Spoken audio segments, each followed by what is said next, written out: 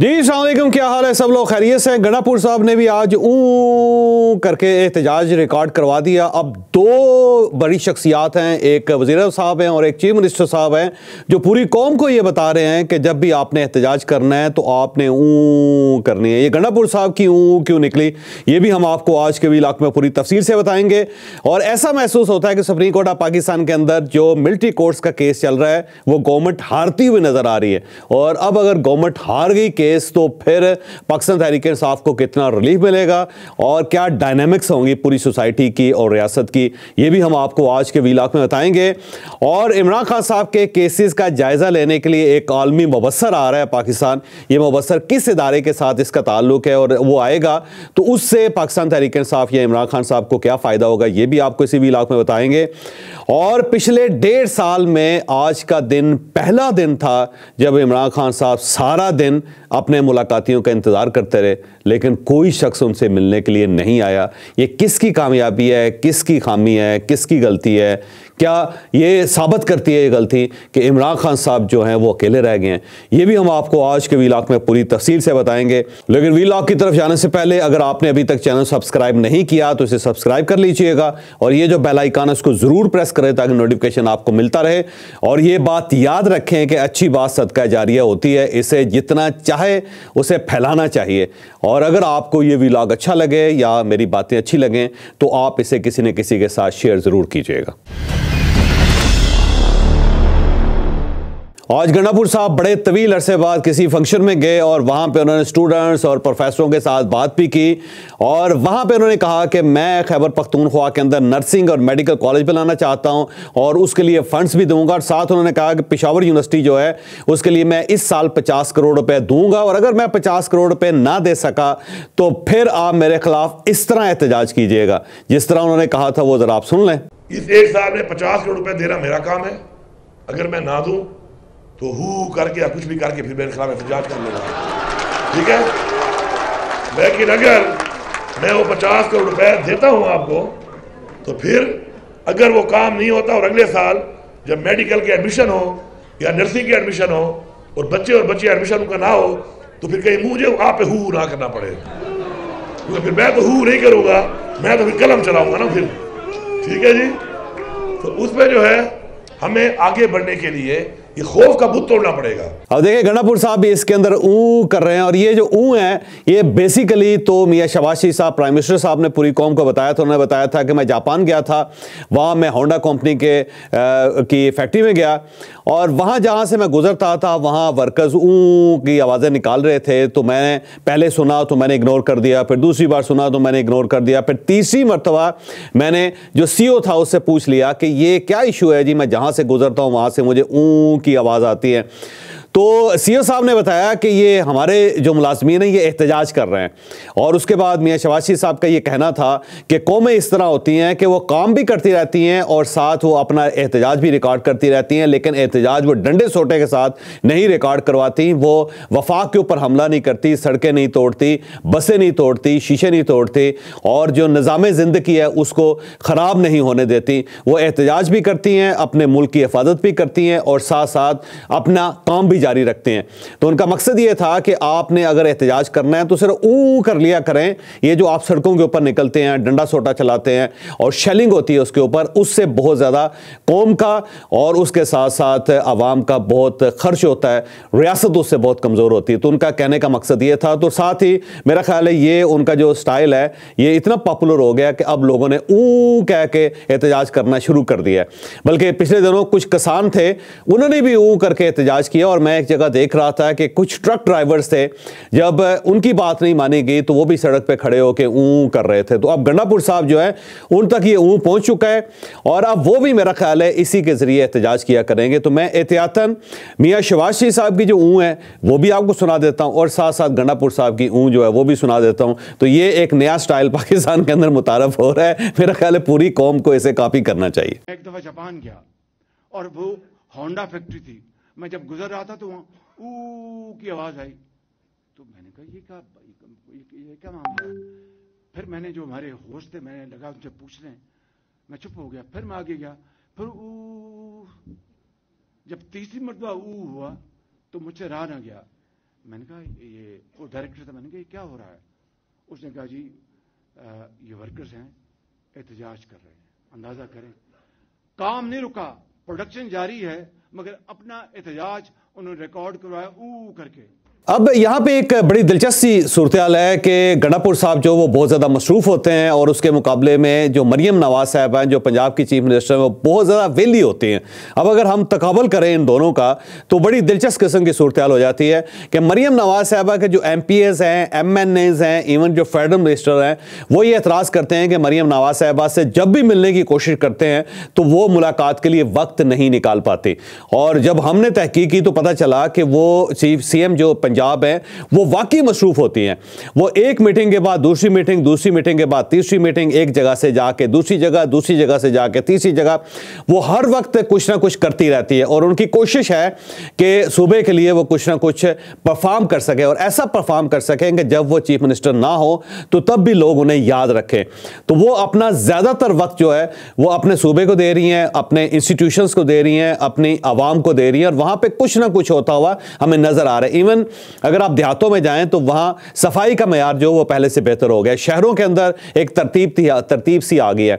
बल्कि पिछले दिनों मुझे कोई साहब बता रहे थे और बड़ी दिलचस्प बात बता रहे थे। उन्होंने कहा जी जो मियां वाली है वो ज़ाहिर आखिरी जिला है पंजाब का और उसके बाद खैबर पख्तूनख्वा स्टार्ट हो जाता है, तो डेरा इस्माइल खान और मियां वाली के दरमियान कुछ ज़्यादा फासला नहीं है। मरियम नवाज साहबा रोज़ाना मियां वाली की जो सूरत-ए-हाल है इसको भी मॉनिटर करती हैं। वो ये भी चेक करती हैं कि कौन सा SHO कहाँ पर लगा हुआ है और उसकी कारकर्दगी क्या है और अगर वहां पे कैमरे लगे हुए हैं तो क्या कैमरे काम कर रहे हैं या नहीं कर रहे। और जहां से खैबर पख्तूनख्वा से जो रास्ता पंजाब के अंदर दाखिल होता है वहां पे बाकायदा चेक पोस्ट हैं या नहीं है और वहां पे जो लोग तैनात किए गए थे क्या वो ड्यूटी अपनी सरंजाम दे रहे हैं या नहीं दे रहे। और उसकी बुनियादी वजह यह है कि मरियम नवाज साहबा ये जानती हैं कि अगर खैबर पख्तूनख्वा के अंदर जो दहशतगर्दी है, जो हालात की खराबी है, अगर वो पंजाब के अंदर दाखिल होगी एक बार तो फिर हमें उसे निकालने में बहुत टाइम लगेगा। जबकि उसके मुकाबले में जो चीफ मिनिस्टर खैबर पख्तूनख्वा हैं गंडापुर साहब, वो डेरा इस्माइल खान के रहने वाले हैं, लेकिन वहां पे वो रात के वक्त ना शहर के अंदर दाखिल हो सकते हैं ना वो शहर से बाहर निकल सकते हैं। और वहां कहा जाता है कि 5 बजे के बाद वहां पे कुछ और लोग हैं जिनकी हुक्मरानी होती है और पुलिस भी अपने थानों के अंदर दुबक के बैठ जाती है। तो ये एक फर्क है दोनों के अंदर। गंडापुर साहब जो हैं वो इतने ज्यादा मसरूफ हैं इमरान खान साहब को छुड़ाने के लिए, इमरान खान साहब से मुलाकात के लिए, वफाक के साथ कौमी असम्बली के अंदर जो एक कमेटी बनी हुई है गवर्नमेंट की उसके साथ मुज़ाकरात करने में, फिर बुशरा बीबी की इंस्ट्रक्शंस लेने में, फिर वहां पे जो MPs हैं उनके साथ डील करने में, फिर वफाक के ऊपर हमला करने में वो इतने ज़्यादा मसरूफ़ हो चुके हैं कि उनके पास इतना टाइम नहीं है कि वो अपने सूबे के लोगों को वक्त दे सकें। यानी पिछले 3 माह में पारा चिनार की जो सूरत-ए-हाल है पूरी दुनिया उससे वाकिफ हो चुकी है और लोग रो रो के पीट के थक चुके हैं। लेकिन गंडापुर साहब के पास इतना वक्त नहीं था कि वो वहां जो लाशें गिर रही हैं उनको कम से कम तदफीन का उनका बंदोबस्त कर देते या वहां पर मामलात को ठीक कर देते। वो अगर गए भी हैं तो एक दो मरतबा गए हैं और बाकी सारा जो इलाका है उन्होंने बैरिस्टर सैफ साहब के ऊपर छोड़ा हुआ था या वफाक का इंतजार कर रहे थे या एस्टैब्लिशमेंट का इंतजार कर रहे थे कि वो आएगी तो फिर आके मामलात को सेटल किया जाएगा। वहां पुलिस की सूरत-ए-हाल ये है कि पेशावर शहर जो है उसके अंदर CCTV जो कैमराज हैं या स्मार्ट सिटी कैमराज हैं वो है ही नहीं पेशावर के अंदर। अगर आप जाएं और जाके IG साहब से पूछें तो उनका जवाब बड़ा दिलचस्प होता है। वो कहते हैं कि जी हमें जरूरत ही नहीं है, हमें पता है कि यहां पे पेशावर के अंदर किस जगह पे क्या हो रहा है, तो जब हमें पता है तो कैमरे लगाने का क्या फायदा। तो पेशावर एक ऐसा दारुल हुकूमत है, एक सूबाई दारुल हुकूमत है जिसके अंदर स्मार्ट सिटी कैमरास काम ही नहीं कर रहे या है ही नहीं और गवर्नमेंट ने अभी तक उनका प्रॉपर बंदोबस्त ही नहीं किया। फिर वहां पुलिस की जो सूरत-ए-हाल है वो सारी कौम के सामने है कि वहां पे अगर दहशतगर्दी है तो पुलिस उससे निपट नहीं पा रही और जो CTD है वो तो इंतहा दर्जे की नालायक है कि इतना अरसा हो गया है वहां पे जो खुदकुश हमले हो रहे हैं, खुदकुश धमाके हो रहे हैं, वो सारे के सारे जो रोकना है वो अफवाज पाकिस्तान का काम है। वहां पे CTD अमलन नालायकी की इंतहा पे पहुंची हुई है। पुलिस की कारकर्दगी सबके सामने है और ये पहला सूबा है पाकिस्तान का जिसके अंदर पुलिस हड़ताल करके बैठ गई थी, सड़कों के ऊपर बैठ गए थे और उसकी बुनियादी वजह यही है कि गंडापुर साहब के पास टाइम ही नहीं है। गंडापुर साहब जो है वो बेसिकली वफाक के ऊपर हमलावर होने में अपना सारा वक्त ज़ाया कर रहे हैं, जबकि उसके मुकाबले में मरियम नवाज साहबा जो है वो बाकायदा अपने सूबे को टाइम दे रही हैं। इसी तरह मुराद अली शाह साहब की भी आपको तारीफ करनी पड़ेगी कि वो कुछ ना कुछ करते हुए आपको नजर आते हैं। और इसी तरह अगर आप अब बलोचिस्तान जाएं तो वहां पर सरफराज बुख्ती साहब भी कुछ ना कुछ काम करते हुए आपको नजर आ रहे हैं। वो भी एफर्ट कर रहे हैं कि बलूचिस्तान के अंदर कम से कम दहशतगर्दी खत्म हो जाए, कुछ सिस्टम जो है वही क्लियर हो जाए, मामला सेटल हो जाए, क्योंकि बलूचिस्तान एक ऐसा सूबा है जिसके अंदर बड़े अस्पताल ही नहीं है। वहां से मरीजों को या कराची भेजा जाता है या फिर लाहौर भेजा जाता है। तो अब वहां पे वो अस्पताल बनाना चाहते हैं, मामलात को ठीक करना चाहते हैं ताकि उनके सूबे की जरूरतें कम से कम पूरी हो सके। जबकि गंडापुर साहब जो है वो अफरा तफरी में लगे होते हैं, कभी इस्लामाबाद आ रहे हैं, कभी पेशावर जा रहे हैं, कभी इमरान खान साहब से मुलाकात कर रहे हैं, कभी बुशरा बीबी की अदालत में पेश हो रहे हैं, तो या फिर अपने मुकदमे भुगत रहे हैं। तो ये फर्क है, मेरा ख्याल है इस फर्क को ज़हन में रख के गंडापुर साहब को आगे बढ़ना होगा। वरना मैं एक पेशिनगोई कर रहा हूं अभी से हालात को देखते हुए कि वरना वो वक्त दूर नहीं है कि लोग वाकई गंडापुर साहब का गिरेबान पकड़ लेंगे और वहां पे एक बहुत बड़ा सवाल पैदा होना शुरू हो जाएगा कि जनाब हमारी परफॉर्मेंस कहां है, जनाब ये सूबा जो है आप उसके हुक्मरान हैं, इस सूबे की बारी कब आएगी। और अगर किसी वक्त मौलाना फजलुर रहमान साहब ने परफॉर्मेंस का सवाल उठा लिया वहां पे और उन्होंने आवाम को सड़कों के ऊपर वो ले आए और सब लोगों ने ये पूछना शुरू कर दिया कि गंडापुर साहब जो है चीफ मिनिस्टर किस चीज के हैं, तो मेरा ख्याल है वहां पे वाकई रेवोल्यूशन आ जाएगा। पाकिस्तान नया बने ना बने लेकिन खैबर पख्तूनख्वा नया जरूर बन जाएगा। तो गंडापुर साहब को अपने सूबे के ऊपर भी तवज्जो देनी चाहिए, सिर्फ करके मामला जो हैं वो सेटल नहीं हो सकेंगे। जनाब फौजी अदालतों का केस इस वक्त चल रहा है सुप्रीम कोर्ट ऑफ पाकिस्तान में, इंट्रा कोर्ट अपील है और 7 रुकनी बेंच इसकी मुसलसल रोजाना की बुनियाद पर हेयरिंग कर रहा है। आज तीसरा दिन था और आज कुछ सवाल उठाए जजेस ने और उनके जवाब में ख्वाजा हारिस साहब जो वजारत दिफा के वकील हैं उनके पास कोई जवाब नहीं था और उनकी जो खामोशी है या आए बाएं शाएं जो ख्वाजा साहब कर रहे थे उससे यूं महसूस होता है कि वफाक ये केस हार जाएगा और ऐसा महसूस होता है कि सुप्रीम कोर्ट ऑफ पाकिस्तान इस केस को उड़ा देगी और उसके बाद जो फौजी अदालतों के अंदर जो केसेस चले और जो सजाएं हुई मुझे लगता है कि ये मुअत्तल हो जाएंगी और बड़ी सुबकी होगी स्टेट की। आज जो सवाल उठाए गए वो मैं आपके सामने रख देता हूं, इससे आप अंदाजा लगा सकते हैं कि हालात किस तरफ जा रहे हैं। मोहतरमा जस्टिस मसरत हलाली साहबा ने पूछा कि ये बताएं, ख्वाजा हारिस साहब से पूछा कि ये बताएं कि ये दायरा कार कौन तय करेगा कि कौन सा केस जो है वो मिलिट्री कोर्ट में जाएगा और कौन सा केस जो है वो सिविलियन कोर्ट में जाएगा, और साथ ही उन्होंने कहा कोई मिसाल दें, तो ख्वाजा हारिस साहब के पास कोई मिसाल नहीं थी। फिर जस्टिस मोहम्मद अली मजहर साहब ने एक सवाल किया और बड़ा ही जानवर सवाल किया। उन्होंने कहा कि जब तमाम मुल्ज़मान की FIR सेम है, यानी कि अगर इमरान खान साहब को देखें जो 103 लोग हैं या 119 लोग हैं जिनके केस इस वक्त इंसदादे दहशतगर्दी के अदालतों में चल रहे हैं, उनकी आप FIR निकाल लें और फिर उन 85 लोगों की FIR निकाल लें जिनके केस मिलिट्री कोर्ट्स में चले हैं, तो दोनों की FIRs एक हैं। और साथ उनका ये सवाल ये था कि ये बताएं कि ये किसने फैसला किया कि कौन सा केस जो इंसदादे दहशतगर्दी की अदालत में चलेगा और कौन सा ऐसा शख्स है जिसका केस मिलिट्री कोर्ट में चलेगा। तो ये फर्क आप बताएं, जब FIR एक है तो फिर ये 2 अदालतें क्यों हैं। तो ख्वाजा हारिस साहब के पास इस सवाल का भी कोई जवाब नहीं था, क्योंकि बात तो जेन्युइन है कि अगर FIR एक है तो फिर कुछ लोगों को आपने बाहर निकाल दिया है, उनके केस इंसदादे दहशतगर्दी की अदालत में चल रहे हैं, और कुछ लोगों को पकड़ के आपने फौज के हवाले कर दिया है कि इनके केस आप फौजी अदालतों में चलाएंगे। तो ये कैसे फैसला हुआ। फिर इसके साथ साथ जस्टिस हसन रिजवी साहब का एक सवाल था।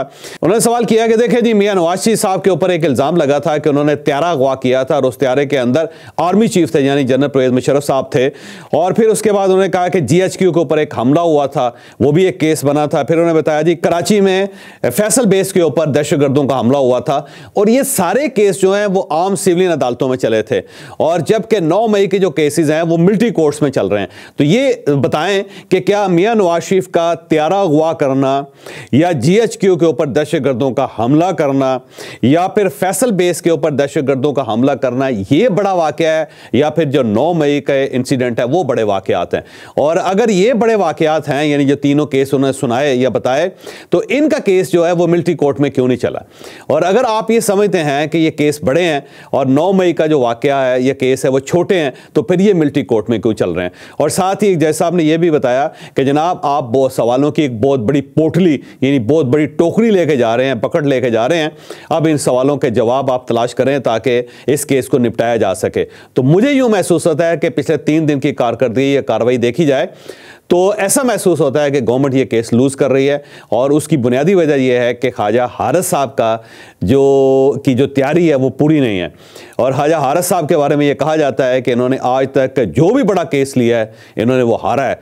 और ये इनके बारे में ये भी है कि 3 प्राइम मिनिस्टर्स जो हैं या 2 प्राइम मिनिस्टर जो हैं उनको ये फारग करवा चुके हैं। इमरान खान साहब का केस भी इन्होंने बर्बाद करके रख दिया था। इमरान खान साहब भी पछता रहे हैं इनको वकील करते हुए। मियां नवाज शरीफ साहब को भी इन्होंने प्रॉपर इक़्तिदार से भी फारग करवा दिया था, जेल भी पहुंचा दिया था। तो ख्वाजा हारिस साहब का कमाल ये है कि जिस केस को भी वो पकड़ते हैं पैसे ठीक ठाक ले लेते हैं, लेकिन उसके बाद जो हश्र होता है केस का वो भी आपके सामने है। तो ये पैसे भी और ये केस भी मुझे लगता है कि ठुक गया है वफाक को। जनाब, आज इमरान खान साहब के एक वकील ने इंकशाफ किया है कि आलमी पार्लिमानी इदारा है इंट्रा पार्लियामेंटेरियंस यूनियन, IPUs को कहते हैं, और उसने ये फैसला कर लिया कि इमरान खान साहब के जो केसेस चल रहे हैं पाकिस्तान के अंदर उनकी निगरानी के लिए वो अपना एक मुबस्सर भेजेंगे। और ये जो मुबस्सर है ये अगले हफ्ते पाकिस्तान आएगा और 190 मिलियन पाउंड का जो केस है उसको देखेगा और जो तोशाखाना 1 और 2 के केसेस हैं उनकी निगरानी करेगा। और उससे वो बहुत ज़्यादा खुश हैं। पाकिस्तान तहरीक इंसाफ का ख्याल ये है कि आलमी पार्टीज अब पाकिस्तान आ रही हैं और ये आके अब इमरान खान साहब को रिलीफ देंगे। और अब देखते हैं कि गवर्नमेंट क्या करती है। मेरा ख्याल है अगर आलमी इदारों ने पाकिस्तान आना शुरू कर दिया तो वाकई फिर पाकिस्तान के लिए मसाइल बनेंगे, क्योंकि मैं बार बार ये कह रहा हूँ कि बाहर कुछ लोग बैठे हुए हैं जो पाकिस्तान की सूरत हाल का फ़ायदा उठाना चाहते हैं। उन्हें इमरान खान साहब का कोई मरोड़ नहीं है, उनके दिल में इमरान खान साहब के लिए कोई हमदर्दी नहीं है। बस उन्हें बड़ी मुश्किल से पाकिस्तान के अंदर एक ऐसी सूरत हाल मिली है कि जिसका वो फ़ायदा उठा सकते हैं। तो मुझे लगता है कि आने वाले दिनों में बहुत सारे लोग होंगे, बहुत सारे इदारे होंगे, बहुत सारी ताकतें होंगी जो इमरान खान साहब का फ़ायदा उठाने की कोशिश करेंगी। ये याद रखेंगे यहाँ 3 किस्म के ऑप्शंस हैं। अगर तो बाहर की ताकतें पाकिस्तान को लीबिया बनाना चाहती हैं, सीरिया बनाना चाहती हैं, इराक बनाना चाहती हैं, तो फिर मेरा ख्याल है वो चाहेंगे कि इमरान खान साहब सड़कों पर आएँ, गलियों में आएँ। अगर ये गलियों में आ गए, सड़कों पर आ गए तो पाकिस्तान को खुदा न खासा लीबिया बनते फिर देर नहीं लगेगी। और अगर वो ये चाहते हैं कि पाकिस्तान के अंदर उनका एक तगड़ा एजेंट होना चाहिए तो फिर उनकी पूरी कोशिश होगी कि इमरान खान साहब की एस्टैब्लिशमेंट से सुलह करवा दी जाए और उनके लिए पार्लियामेंट का दरवाज़ा खोला जाए ताकि वो पार्लियामेंट में आके, इक़्तिदार में आके उनके वो तमाम इशूज सॉल्व करें जिसके लिए वो मसलसल मरते चले जा रहे हैं या जिसके लिए वो तड़पते चले जा रहे हैं। तो अगर तो इमरान खान साहब को वो चाहते हैं कि वो इक़्तिदार में आएँ तो फिर वो एस्टैब्लिशमेंट के साथ इनकी सुलह करवाएंगे।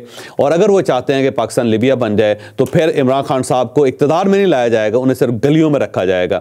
और इसके साथ साथ तीसरा ऑप्शन ये है कि कुछ उनके मोटिव्स हैं और वो चाहते हैं कि वो मोटिव्स जो हैं एस्टैब्लिशमेंट से पूरे हो जाएं और उसके लिए फिर वो इमरान खान साहब को एक बार्गेनिंग चिप के तौर पे इस्तेमाल करेंगे। इमरान खान साहब के लिए इसी तरह मुबस्सर भेजेंगे, इमरान खान साहब के लिए इसी तरह प्रेस कॉन्फ्रेंस करेंगे, इमरान खान साहब के लिए इसी तरह ट्वीट्स करेंगे, इमरान खान साहब के लिए इसी तरह वो बात करेंगे इंटरनेशनल फोरम पे। और ख्वाहिश उनकी यही होगी कि इमरान खान साहब के ज़रिए वो अपने कुछ मकासद हासिल कर सके। तो ये 3 ऑप्शंस है, आने वाले दिनों में आप देखते रहिएगा और ये जब बाहर से मूवमेंट होगी तो आपको अंदाज़ा हो जाएगा कि इमरान खान साहब के लिए बाहर की दुनिया क्या चाहती है।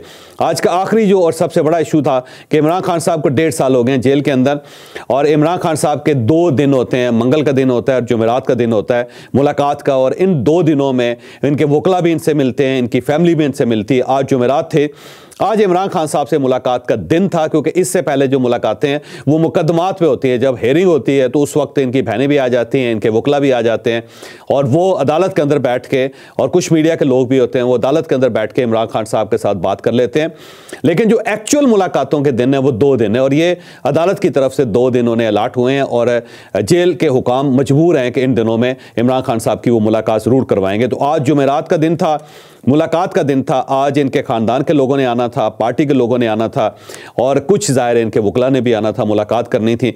लेकिन 1.5 साल के बाद पहला दिन ऐसा गुजरा है कि जिसके अंदर इमरान खान साहब सारा दिन बैठ के अपने मुलाकातियों का इंतज़ार करते हैं, लेकिन उनकी मुलाकात के लिए कोई नहीं आया। ना इनकी फैमिली का कोई बंदा आया, ना इनके वकला आए, ना इनकी पार्टी के लोग आए। पार्टी के लोग 7 लोग जो मुज़ाकराती कमेटी का हिस्सा है वो इमरान खान साहब से मिलना चाहते हैं, लेकिन आज भी गवर्नमेंट की तरफ से कोई हलचल नहीं हो सकी जिसकी वजह से उनकी मुलाकात नहीं हो सकी। लेकिन इसके बावजूद लोग आके इमरान खान साहब से मिला करते थे। तो कहीं ऐसा तो नहीं है कि एस्टैब्लिशमेंट ने या रियासत ने इनकी पूरी पार्टी को, इनके ख़ानदान को इतना थका दिया है कि अब वो आहिस्ता आहिस्ता अपना जज्बा लूज करते चले जा रहे हैं। और अगर ये हो गया तो फिर मेरा ख्याल है इमरान खान साहब को अंदाज़ा हो जाना चाहिए कि आने वाले दिनों में इनके साथ क्या बनेगा, क्योंकि अब उनके जो हामी हैं, अब जो इनके ब्लड रिलेटिव्स हैं, वो भी अपना इंटरेस्ट लूज करते चले जा रहे हैं। और ये सब कॉन्टिनेंट का सबसे बड़ा हथकंडा था, सबसे बड़ा फार्मूला था। जब इंडिया के अंदर अंग्रेज ने ब्यूरोक्रेसी डेवलप की, एस्टैब्लिशमेंट डेवलप की, तो उसका सिर्फ एक ही मोटो था, लेट हिम टायर्ड फर्स्ट। ये पूरा सिस्टम जो है ये थका देता है लोगों को, और ये सिस्टम बना ही इसीलिए है कि लोग थक थक के अपने आप को एडजस्ट करना शुरू कर दें या फिर माफ़ी मांग के अपने मामला सेटल करें। तो इमरान खान साहब के साथ भी यही हुआ है, इमरान खान साहब के साथ भी यही हो रहा है कि आप इतने केस कर दें, इतना लेंथी प्रोसेस कर दें कि अल्टीमेटली इमरान खान साहब और उनके वकील, उनकी पार्टी और उनकी फैमिली थक जाए। मुझे लगता है कि एस्टैब्लिशमेंट का ये हथकंडा या ये फार्मूला कामयाब हो रहा है और अब लोग थकना शुरू हो गए हैं और इमरान खान साहब आहिस्ता आहिस्ता अकेले हो रहे हैं। अब अगर इमरान खान साहब अकेले हो जाते हैं तो फिर आप खुद अंदाज़ा लगाएं कि इमरान खान साहब का फ्यूचर क्या होगा। मुझे इजाज़त दीजिए, अगले व्लॉग में मुलाकात होगी।